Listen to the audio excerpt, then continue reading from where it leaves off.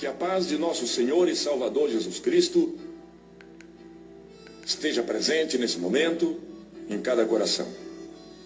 Irmãos, durante muitos e muitos anos, eu venho testemunhando nas igrejas por onde eu tenho passado. E inúmeras pessoas pediram para que eu gravasse esse testemunho, para que esse testemunho pudesse, através de um CD, pudesse ser ouvido por outras pessoas, certamente no sentido de fazer com que as pessoas entendam que verdadeiramente Deus existe e que a vontade de Deus é que todo pecador venha ao conhecimento do seu estado pecaminoso e entenda que o amor de Deus é maior. E por esta razão, nós resolvemos fazer isto. E aqui está o meu testemunho. Irmãos, tudo começou no ano de 1942. Nessa época, eu tinha 5 anos, estava indo para completar 6 anos de vida. Meu pai chegava da Itália, vindo dos campos de guerra. O meu pai servia o exército brasileiro e durante mais de 2 anos o meu pai combateu nos campos da Itália na Segunda Guerra Mundial. Meu pai, voltando da guerra, desentendeu-se com a minha mãe por motivos e razões, simplesmente porque o meu pai queria que a minha mãe aceitasse que ele colocasse dentro de casa uma outra segunda mulher. A minha mãe, é claro, não concordou com a atitude do meu pai e houve uma briga entre o casal, isto é, o meu pai e a minha mãe. Minha mãe foi se queixar com o meu avô, que também não era a flor que se cheirava. E o meu pai, como um homem brabo, valente, um homem decidido, o meu avô se armou e veio tirar satisfação com o meu pai. Meu pai, sabendo que o meu avô também era um homem resolvido, meu pai se escondeu do meu avô.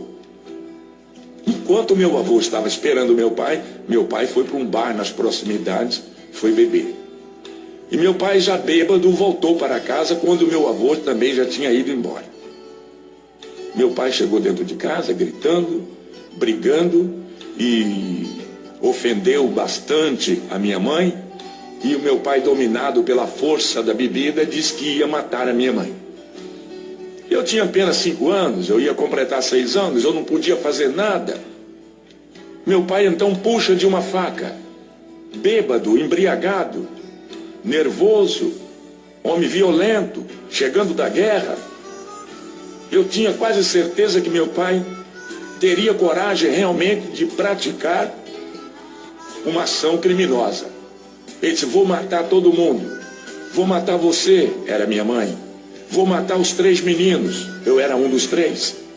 Ele de faca na mão e disse: vou matar primeiro esse aqui, era eu. Ele disse: vamos matar esse macaquinho, porque eu sou de cor. E ele pulou para me agarrar. Isso que meu pai pulou para me agarrar. Eu pulei a janela para o lado de fora. Quando eu pulei a janela para o lado de fora, meu pai pulou atrás, certo de que me agarraria. E se ele me agarra, com certeza ele iria me esfaquear. Meu pai saiu correndo atrás de mim. Diz que meu pai corre atrás de mim, minha mãe pega os meus 2 irmãos e pula para a casa do vizinho e pede socorro ao vizinho, e o vizinho amparou e protegeu minha mãe. Como meu pai não me alcançou, voltou de faca na mão. Mas graças a Deus ele não pôde fazer nenhum mal aos meus 2 irmãos, como também a minha mãe. E eu continuei correndo. Isto aconteceu na cidade de São Gabriel da Palha, no interior do estado do Espírito Santo. Quando eu cheguei lá no centro da cidadezinha de São Gabriel, num posto de gasolina, estava parado ali um caminhão. E eu entrei no posto e não permiti que o motorista ou o frentista me visse. Eu entrei secretamente, dei a volta, subi no caminhão E eles não viram. Em cima do caminhão tinha 3 toras de madeiras enormes.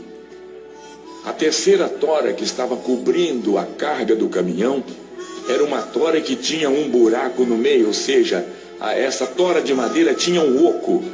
E eu ainda amedrontado, pensando que meu pai vinha ainda atrás de mim, e eu, para me esconder do meu pai, eu entrei naquele oco do pau. E o motorista acabou de abastecer o caminhão, entrou no caminhão, ligou o motor e foi embora para a cidade de Colatina, também no estado do Espírito Santo. O caminhão viajou a noite toda e eu no buraco do pau. Quando o caminhão chegou na cidade de Colatina, eram 6 horas da manhã do dia seguinte. O motorista parou, certamente para tomar café, e eu aproveitei e saí do buraco do pau, desci do caminhão e fiquei perambulando ali pelas ruas de Colatina. Mais tarde eu cheguei numa pensão. Aí a dona da pensão, Dona Maria Isabel, veio conversar comigo. Ela perguntou de onde eu tinha vindo, perguntou quem eu era. E na minha linguagem de um menino de 5 para 6 anos, eu conversei com ela. Eu disse que meu pai tentou matar a minha mãe, queria me matar, e por isso eu tive que fugir de casa. E ela então me ofereceu uma caneca de café, me ofereceu um pedaço de pão. E perguntou para onde eu ia, e eu também disse a ela que não sabia para onde ir. Ela disse, você quer ficar aqui em casa? Eu arranjo uma esteira, coloco aqui embaixo da escada e você dorme aqui. E eu aceitei o convite de Dona Maria e fiquei ali alguns dias na sua casa. Ela me dava comida, ela me dava bebida, ela me hospedava embaixo da sua escada, ali uma esteira, ela arrumou uma cama e eu fiquei ali. Mas eu com saudade da minha casa, com saudade dos meus irmãos, com saudade da minha mãe, não sabia como voltar lá de onde eu havia vindo. Eu entrei num trem que parou à noite ali em Colatina. É um trem noturno que chamava-se Pau de Arara. Ele ia para Vitória, Espírito Santo. Eu entrei naquele trem também escondido e viajei à noite. No dia seguinte eu estava desembarcando na estação de Argolas, lá em Vitória, no estado do Espírito Santo. Desci daquele trem e fiquei perambulando pelas ruas ali do centro de Vitória. Quando me dava fome, eu virava as latas de lixos em cima das calçadas e das latas de lixos sempre eu tirava alguma coisa para comer.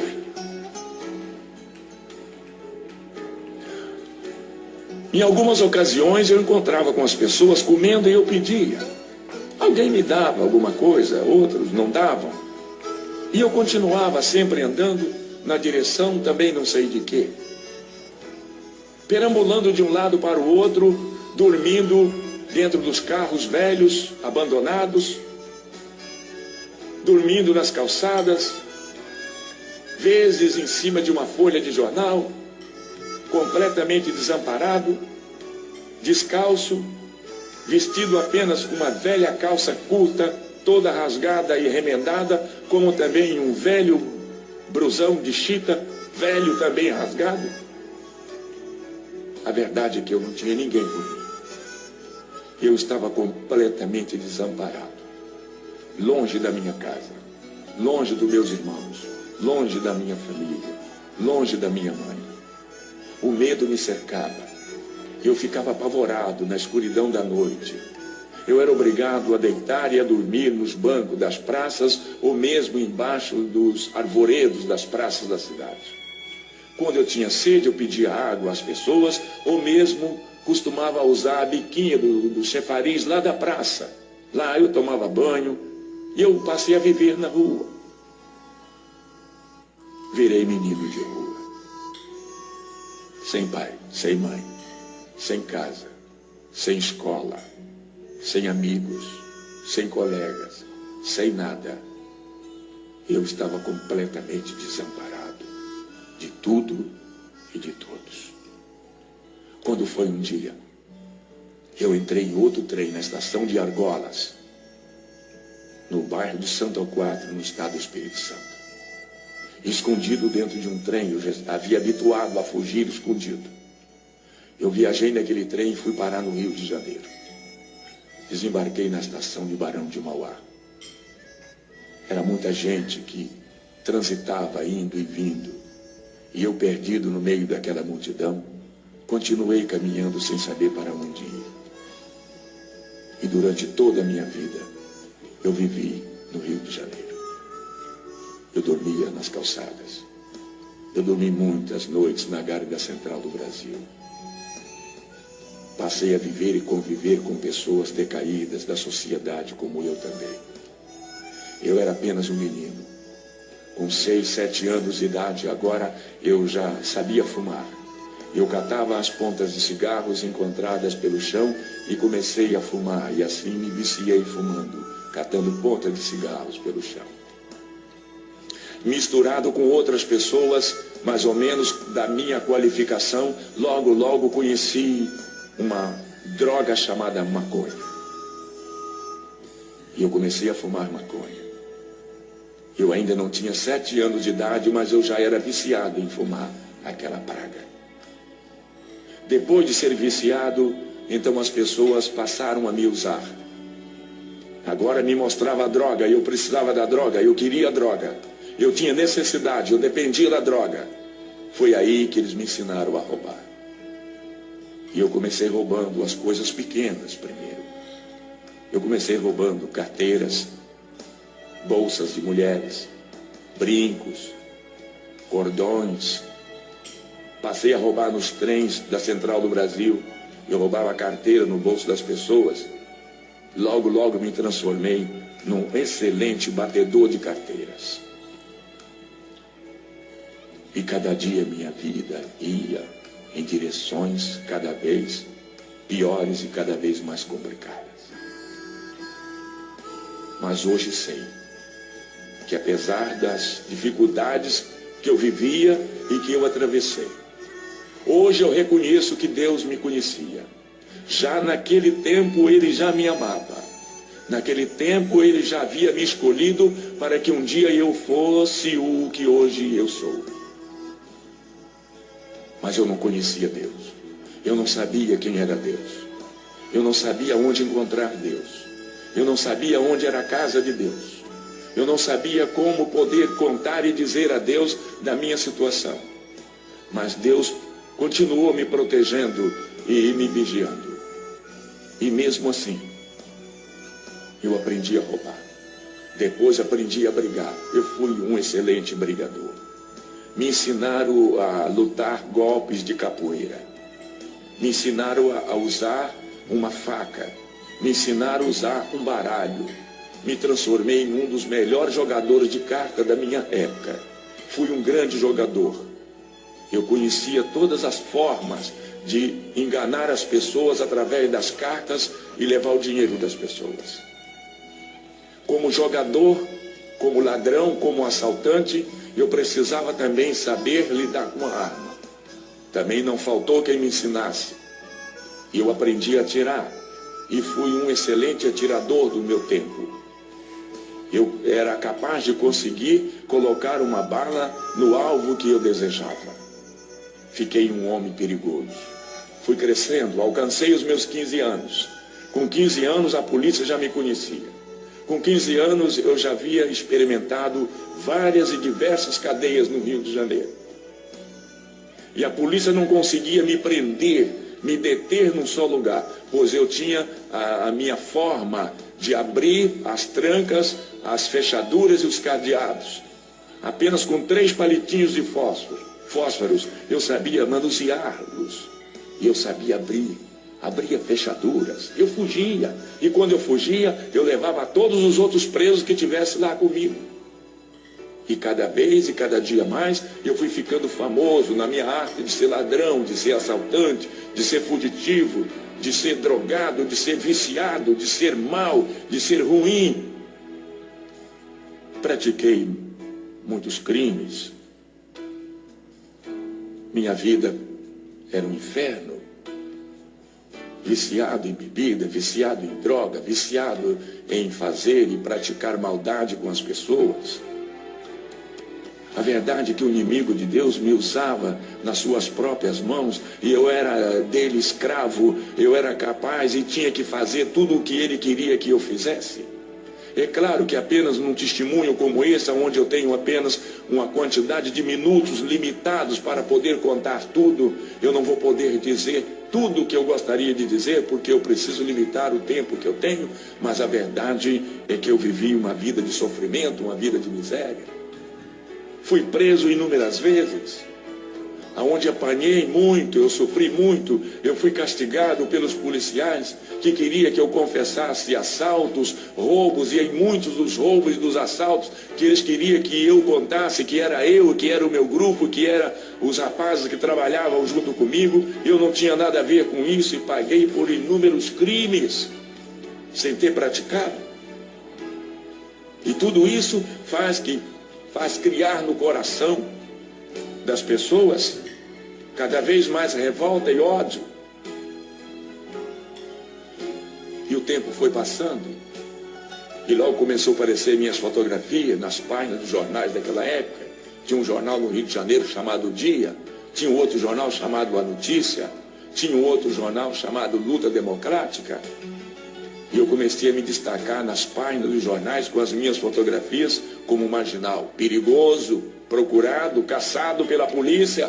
Se alguém encontrasse, tinha autorização de matar, porque era a única forma de se livrar de um homem mau, perverso, nas minhas condições, seria matar.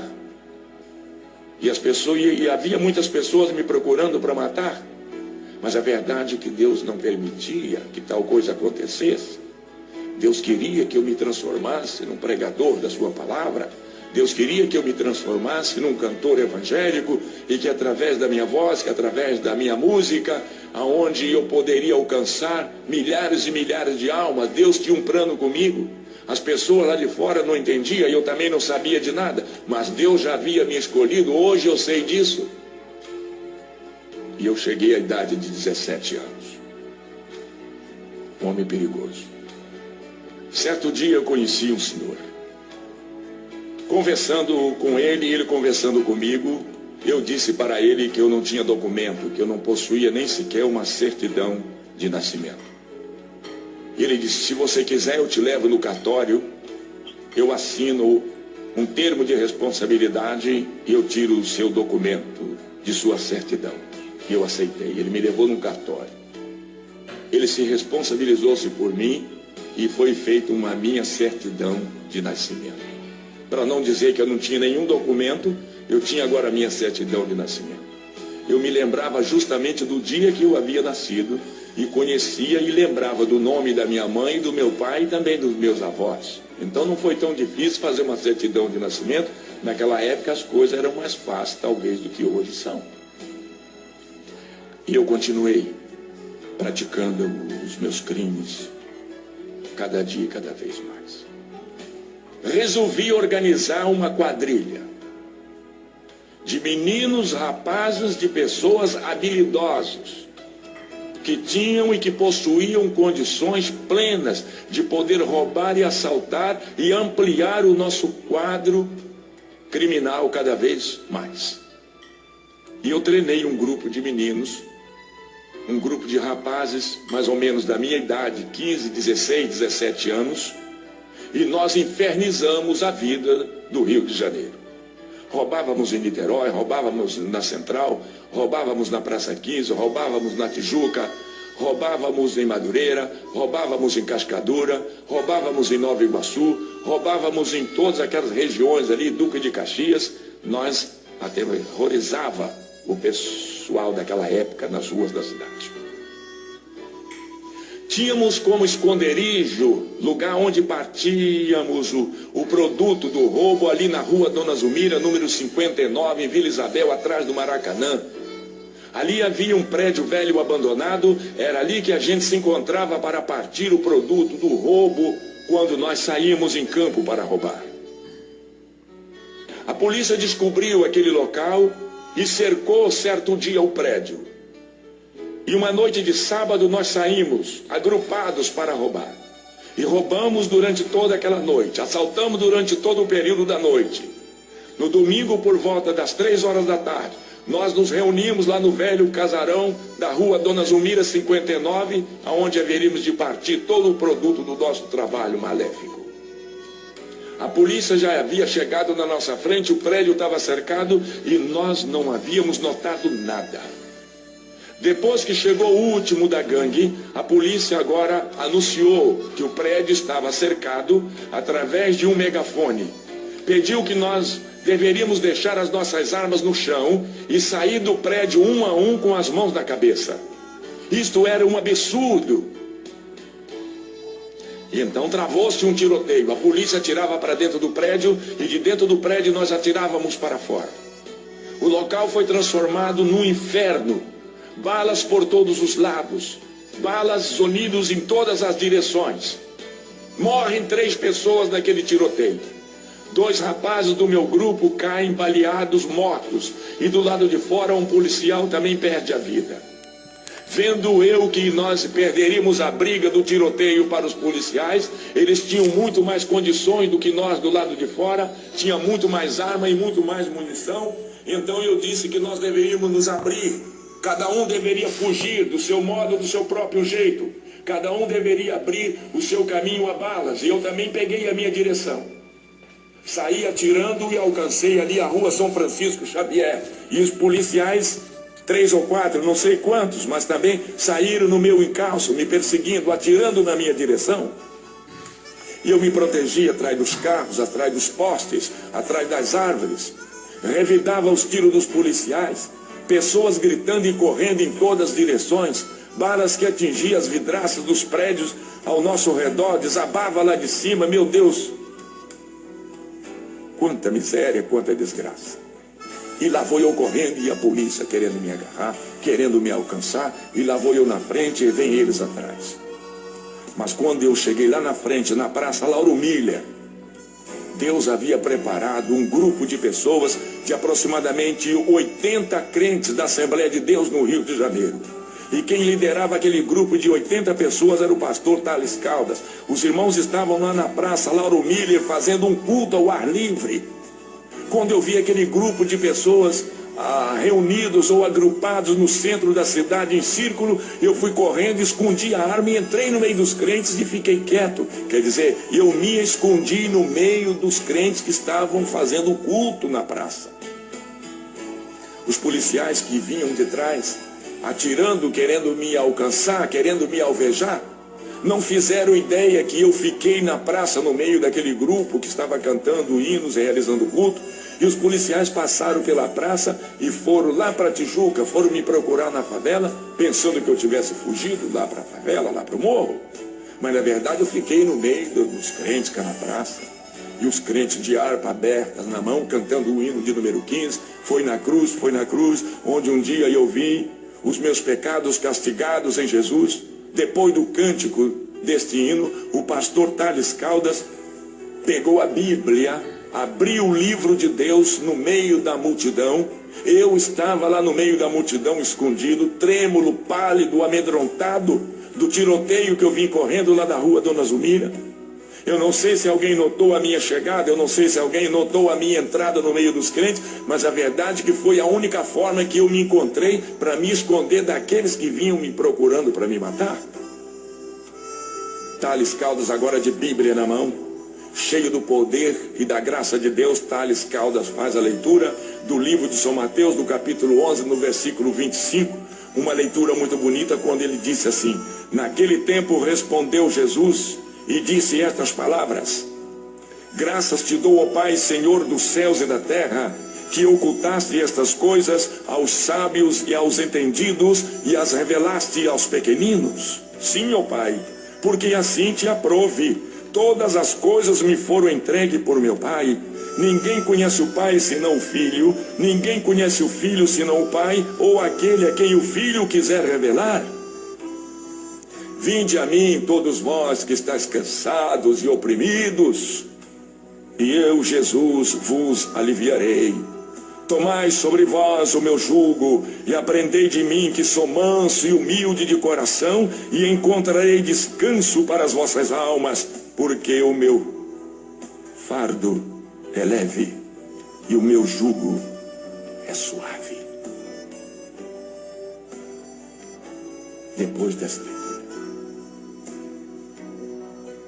Thales Caldas começa a pregar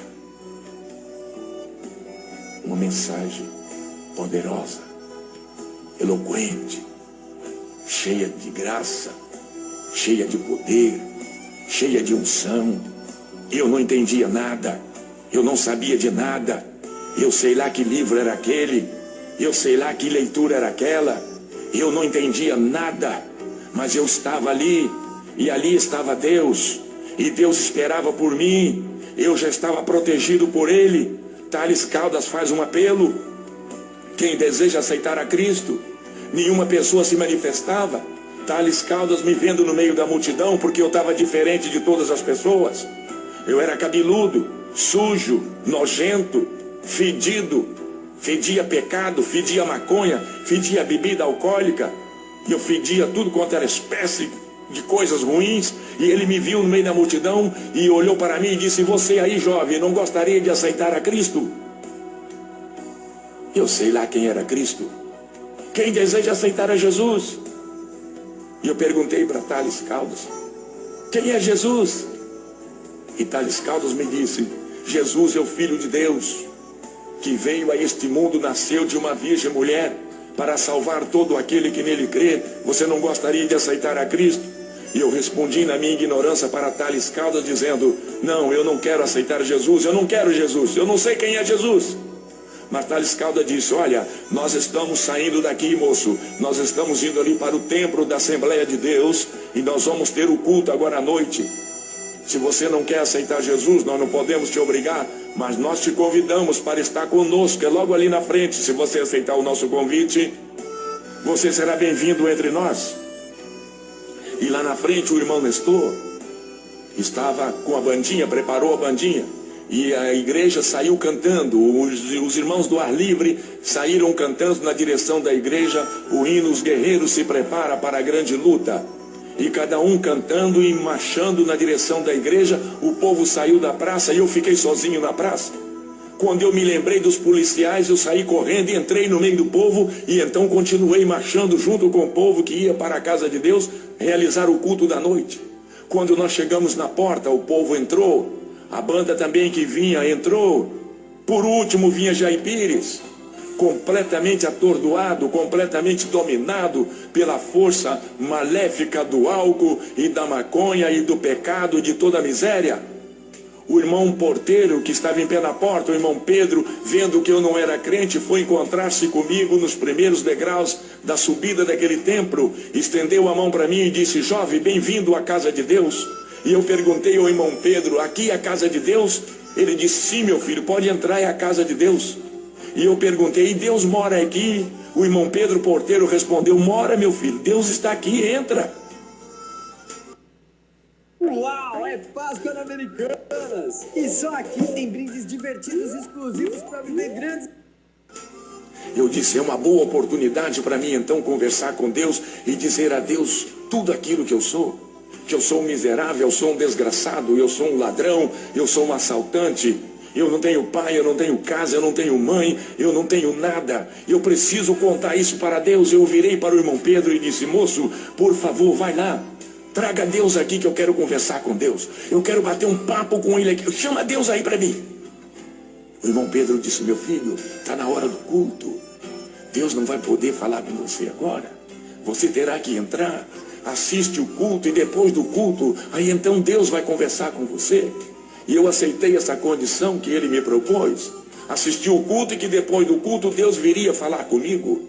Levaram e eu sentei lá no centro, lá no meio da multidão que estava glorificando o nome de Deus. Era um culto tipicamente pentecostal. Os irmãos glorificavam o nome de Deus. Alguém sentado do meu lado começou a falar em mistério dos anjos de Deus comigo, e aquela língua me atrapalhou e eu fiquei perturbado.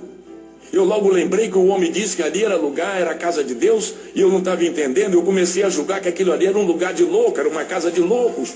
Eu não entendia a palavra glória a Deus. Eu não entendia a palavra que os irmãos diziam aleluia. Eu não entendia que palavra é que os irmãos diziam quando diziam amém. E quando alguém falava línguas estranhas, aí complicava mais a minha situação. E eu pensei em levantar-me dali e ir embora. Eu disse: esse lugar não é bom para mim, isso aqui não está me agradando, eu vou embora. E naquilo que eu fiz menção de levantar do banco onde eu estava, veio uma mão muito grande de cima para baixo e me apertou contra o banco, uma mão enorme, uma mão muito pesada, e uma voz falou aqui nos meus ouvidos dizendo: não vá, sente aí, fica aí. Era a mão de Deus, era a voz de Deus que me tocava naquela hora. E Ele me tirou todas as forças motoras das pernas. Eu queria me levantar, mas agora eu não tinha força para levantar.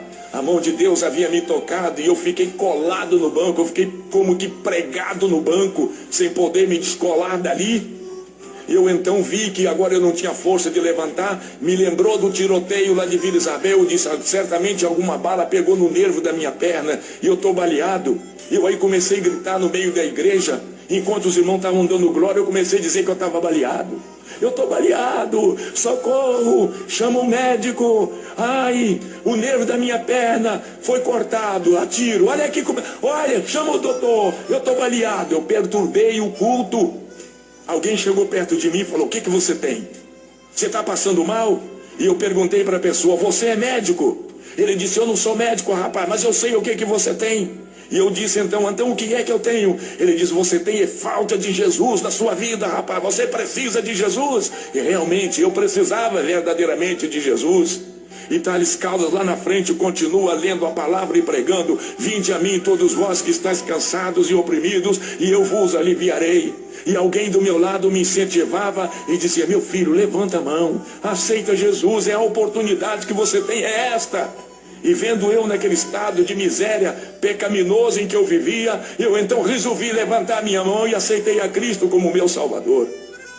Pastor Thales Caldas diz, traga esse jovem aqui à frente.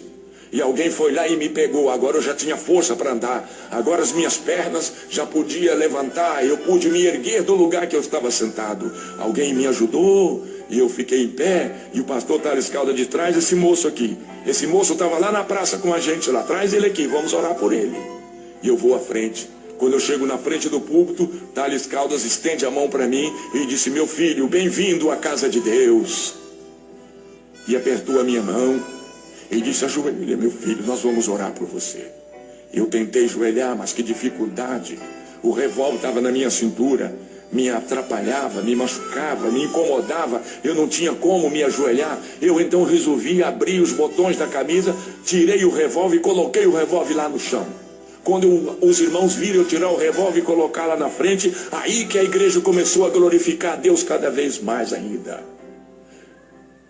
Coloquei o revólver, meti a mão no bolso, tirei as balas de 38 que havia sobrado da briga, coloquei ao lado do revólver.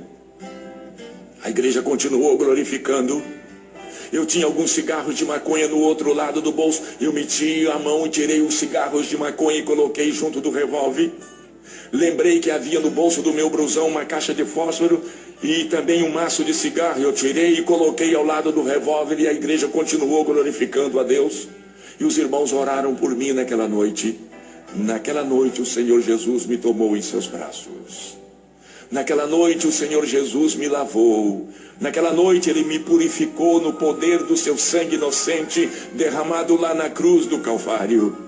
Naquela noite Ele me colocou diante das multidões para pregar o seu amor. Naquela noite Ele me deu autoridade para anunciar o seu evangelho. Me deu autoridade para expulsar os espíritos imundos. Naquela noite Ele me deu poder para curar e sarar os enfermos. Naquela noite Ele fez de mim um pregador da sua palavra. Naquela noite que marcou a minha vida. Isso aconteceu no dia 4 de abril do ano de 1956. Até o dia de hoje o Senhor nunca se ausentou de mim. O Senhor nunca se afastou de mim. O Senhor nunca me deixou mais passar pelas decepções, pelas vergonhas que eu havia passado e que eu vinha passando até ali. Naquele dia Deus me transformou. Naquele dia Deus tirou aquelas palavras feias que eu tinha na minha boca e colocou novas palavras na minha boca. Naquele dia Ele colocou um cântico novo na minha boca. Ele me ensinou a cantar. Ele firmou os meus pés sobre a rocha e fez de mim um homem vitorioso contra todo o poder do mal.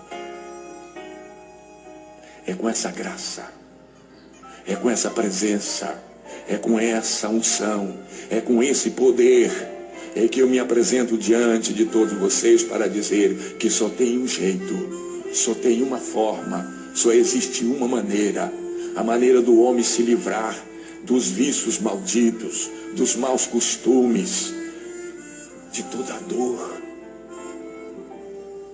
é aceitar a Cristo. E durante todos esses anos eu não tenho feito outra coisa, a não ser ir de encontro às pessoas necessitadas, as pessoas que choram, as pessoas que padecem por não conhecer a Deus e não pararem para ouvir o que Deus tem para dizer. É por isso que, com a autoridade de Deus, eu entro por dentro de terreiros de candomblés, eu entro por dentro de salões de feitiçaria e de macumbaria, sempre abraçado ao meu violão, cantando e falando e pregando a palavra de Deus, e sou vitorioso porque são milhares e milhares de pessoas que eu tenho alcançado durante esse